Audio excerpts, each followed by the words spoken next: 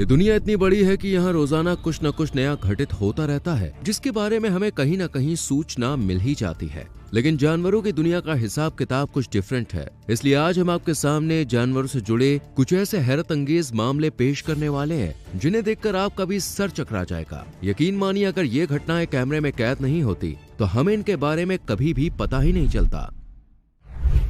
Headless chicken. क्या sir कटने के बाद भी कोई इंसान या जीव जंतु जिंदा रह सकता है? ऑफ कोर्स नहीं। लेकिन अगर हम आपसे कहें कि ऐसा पॉसिबल है, यह अजीबोगरीब मामला यूएस का है, जहां 1945 में कोलोराडो के फ्लूटा में रहने वाले एक व्यक्ति लॉयड ऑल्सन फार्म पर मुर्गे मुर्गियों को काट रहा था। इसी दौरान लॉयड ने करीब 5.5 महीने के एक मुर्गे का सिर काटा तो वो मरा नहीं, बल्कि बिना सिर के ही दौड़ने लगा। इसके बाद उन्होंने उसे एक बक्से में बंद कर दिया, लेकिन अगली सुबह जब उठकर देखा तो वो जिंदा था। जब लोगों ने पहली बार इस सिर कटे मुर्गे को मजे से यहाँ वहाँ घूमते देखा तो उनके होश उड़ गए। आपको बता दें, स्ट्रेंज मुर्गे को माइक द हेडलेस चिकन नाम दिया गया। कुछ लोग इसे प्यार से माइक भी कहते हैं। सर कटने के बावजूद माइक करीब 18 महीने तक जिंदा रहा। इस घटना के बाद लॉयड के लिए ये मुर्गा किसी चमत्कार से कम नहीं था। बताते हैं कि इस बिना सिर वाले मुर्गे को ड्रॉप से जूस वगैरह दिया जाता था। हालांकि मार्च 1947 में उसकी मौत हो गई। आपको जान के हैरानी होगी, माइक नाम के इस मुर्गे की याद में फ्लूटा शहर में उसकी एक प्रतिमा भी बनाई गई है और यहाँ पर हर साल हेडलेस चिकन फेस्टिवल सेलिब्रेट किया जाता है। वाह भाई, किस्मत हो तो ऐसी। Cocoon trees. ये तो हम सभी जानते हैं कि मकड़ियां जाल बुनने में कितनी एक्सपर्ट होती हैं, लेकिन इतनी माहिर होती हैं ये किसी ने सोचा नहीं था। ध्यान से देखिए इन तस्वीरों को, कुछ समझ आया या नहीं? चलिए आपको इसके पीछे की स्टोरी सुनाते हैं। हुआ कुछ ये था कि बीते कुछ साल पहले पाकिस्तान के सिंध गांव में काफी भयानक बाढ़ आई थी, जिसके कारण लोगों का जीवन पूरी तरह से अस्त व्यस्त हो गया।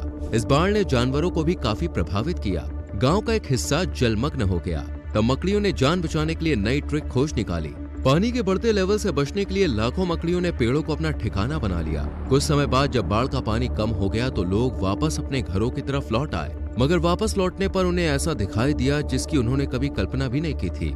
पानी को कम होने में इतना समय लगा कि खेतों के किनारे मौजूद पेड़ मकड़ी के जाल के कोकून में तब्दील हो गए थे।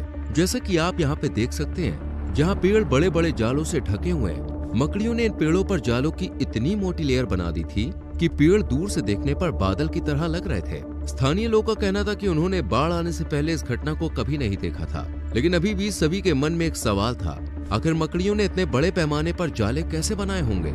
इस पर एक्सपर्ट्स का कहना था कि पानी भरने से दूसरे कीड़े मकोड़े भी बाहर निकले होंगे, तो मकड़ियों ने उन्हें अपना शिकार बना लिया। इस दौरान मकड़ियों को भरपेट भोजन मिला, जिससे उनकी आबादी तेजी से बढ़ गई। और उसके बाद जो हुआ वो आप सबके सामने है। हजारों मकड़ियों ने मिलकर इन पेड़ों को एक जाले के कोकून में बदल दिया। कसम से इन मकड़ियों का बॉस कोई जवाब नहीं। Flying snake.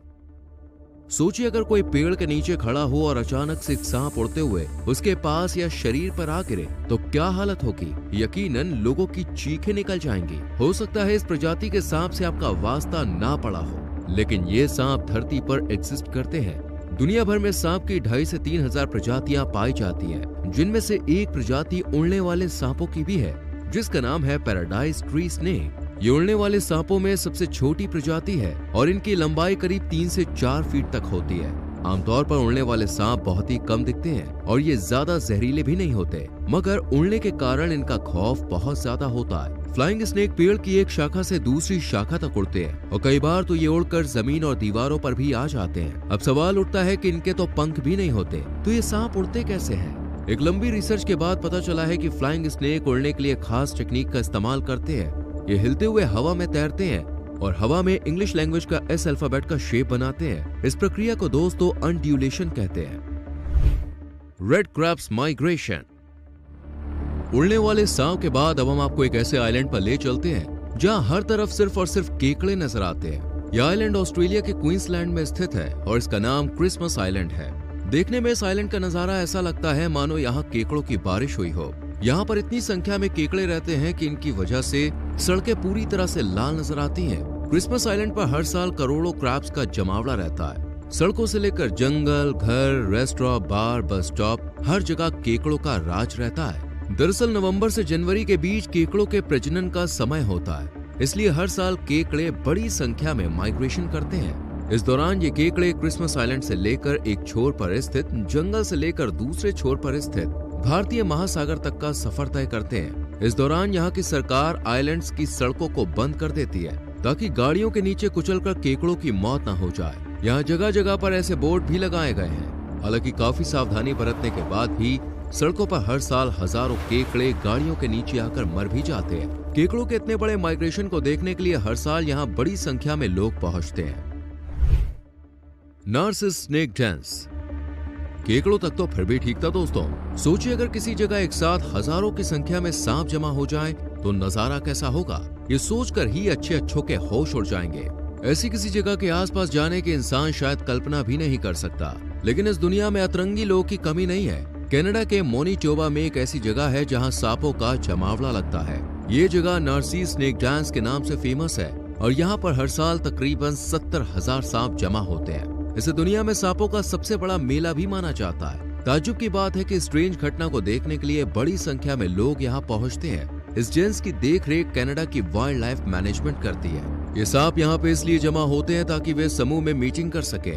नर और मादा सांप यहाँ प्रजनन के लिए एक साथ रहते हैं। खासकर गाटर सांप यहाँ बड़ी संख्या में जमा होते हैं। बताते हैं कि कनाडा में काफी ठंड पड़ती है और तापमान 0 से भी कई डिग्री नीचे चला जाता है। सर्दियों के दौरान एक कमरे के बराबर की इस भूमिगत जगह को सांप अपनी मांद के तौर पर इस्तेमाल करते हैं। सर्दी का मौसम शुरू होते ही हजारों की तादाद में यहाँ सांप आते हैं। सांपों पर रिसर्च करने वाले एक एक्सपर्ट का कहना है कि कई बार तो यहाँ एक मादा सांप के साथ मीटिंग करने वाले नर सांपों का औसत 10,000 की संख्या को भी पार कर जाता है। यानी कि मादा की कमी के कारण कई बार तो 10,000 नर सांप एक मादा के साथ मेट करते हैं। ये नजारा हर साल ही दोहराया जाता है। This is very strange.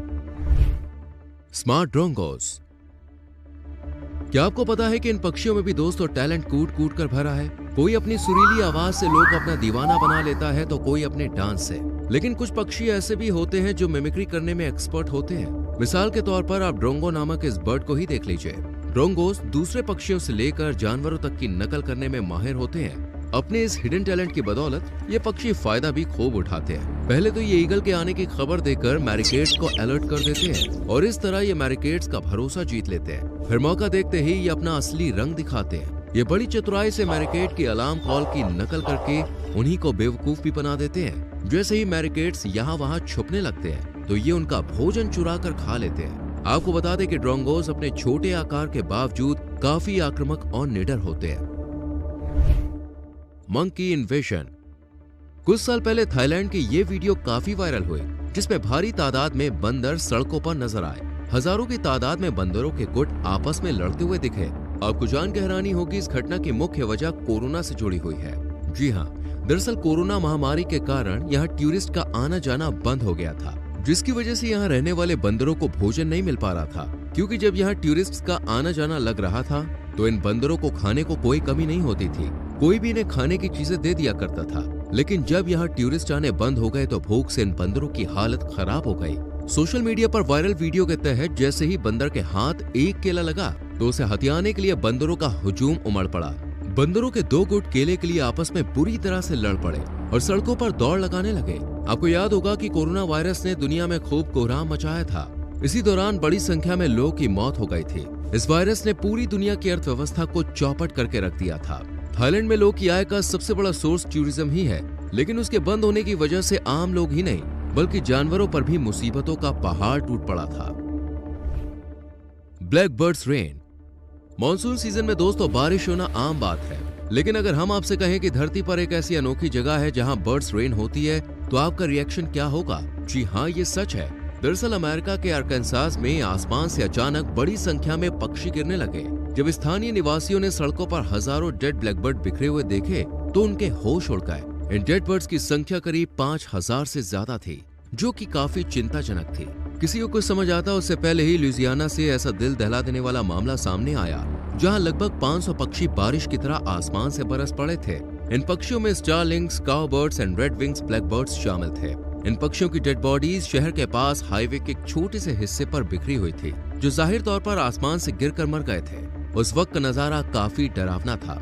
इस खबर ने पूरे अमेरिका में स्थानीय निवासियों समेत वन्य जीव प्रेमियों को हिला कर रख दिया था। मर्मरेशंस ऑफ स्टारलिंग्स। इस दुनिया में इतनी विचित्र घटनाएं घटती हैं कि आपको क्या क्या बताएं। एक नजर इस वियर्ड बट ब्यूटीफुल फिनोमिना पर डालें। इस घटना को मिरमिरेशन कहा जाता है और इसका नाम उस शोर के नाम पर रखा गया है जो उड़ान के वक्त स्टारलिंक के ग्रुप से फड़फड़ाते पंखों की आवाज से होता है। इस फिनोमिना की खासियत है कि उड़ते वक्त ये पक्षी आसमान में अलग अलग तरह की आकृतियां बनाते हैं जो देखने में काफी खूबसूरत लगती है।